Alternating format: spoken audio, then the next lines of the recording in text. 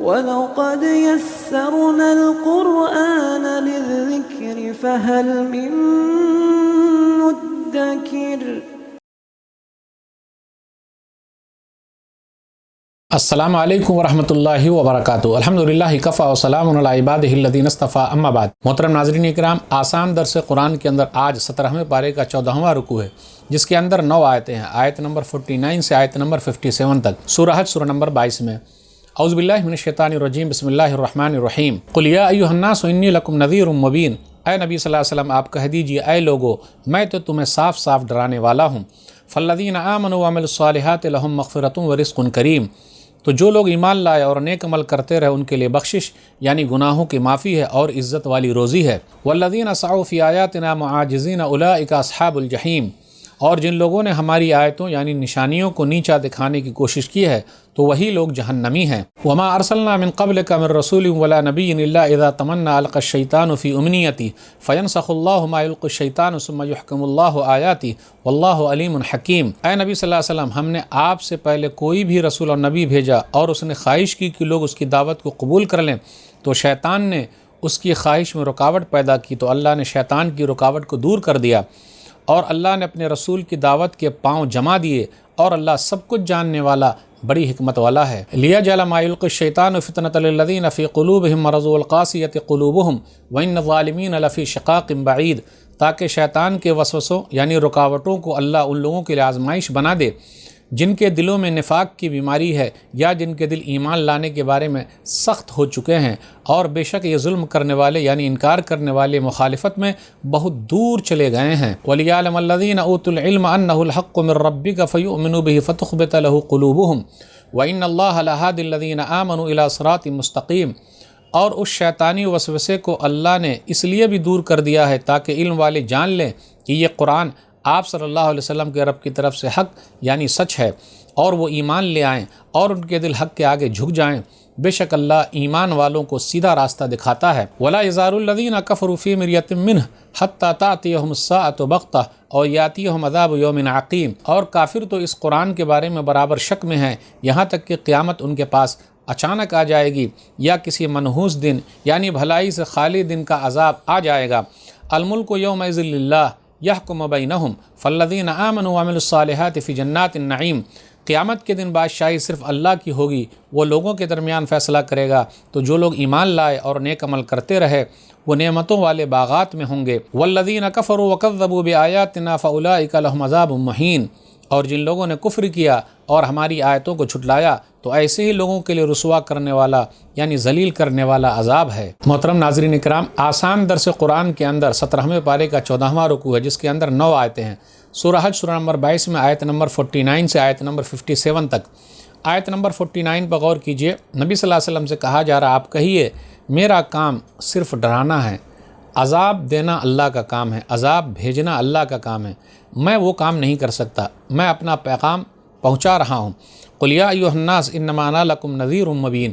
آپ کہہ دیجئے اے لوگو میں تم سب کو اللہ سے ڈرانے والا ہوں، اللہ کی طرف بلانے والا ہوں، اور جو لوگ اللہ کی آیتوں کا انکار کر رہے ہیں اور اللہ کی چیز کو نیچا دکھانے کی کوشش کر رہے ہیں تو انہی لوگوں کے لیے دردناک عذاب ہے۔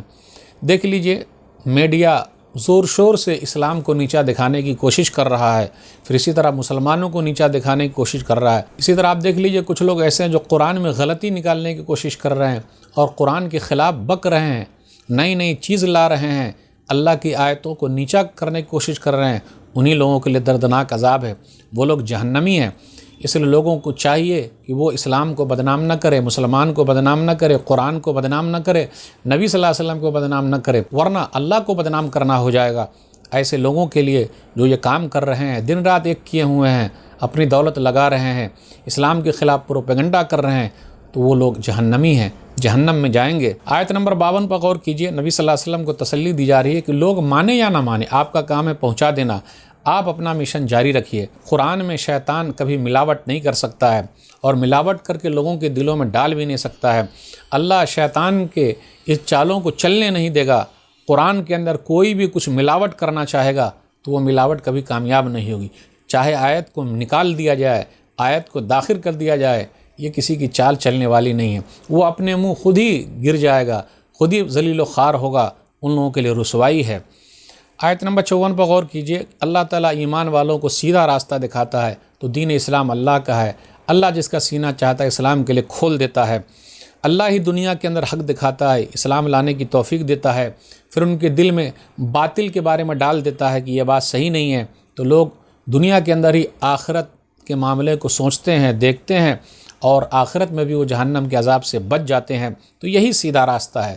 جن کو بھی اسلام والا سیدھا راستہ مل گیا وہ دنیا میں بھی خوش نصیب ہے، مرنے کے بعد بھی خوش نصیب ہے۔ ان لوگوں کا تذکرہ ہے جو انتظار میں بیٹھے ہوئے ہیں، قیامت کب آئے گی؟ وہ تو اچانک آ جائے گی، اور جب وہ آئے گی تو وہ منحوس دن کیسا ہوگا۔ آخر یہاں منحوس دن کیوں کہا گیا؟ دن تو کبھی منحوس نہیں ہوتا، یعنی اس میں برکت نہیں ہوگی، برکت والا دن نہیں ہوگا، کیوں قیامت کا دن ایسا ہے وہ بانجھ ہے، یعنی اس کے بعد دنیا رہے گی نہیں، اس کو کچھ بھی پیدا نہیں ہوگا، بھلائی کچھ ہونے والی نہیں ہے۔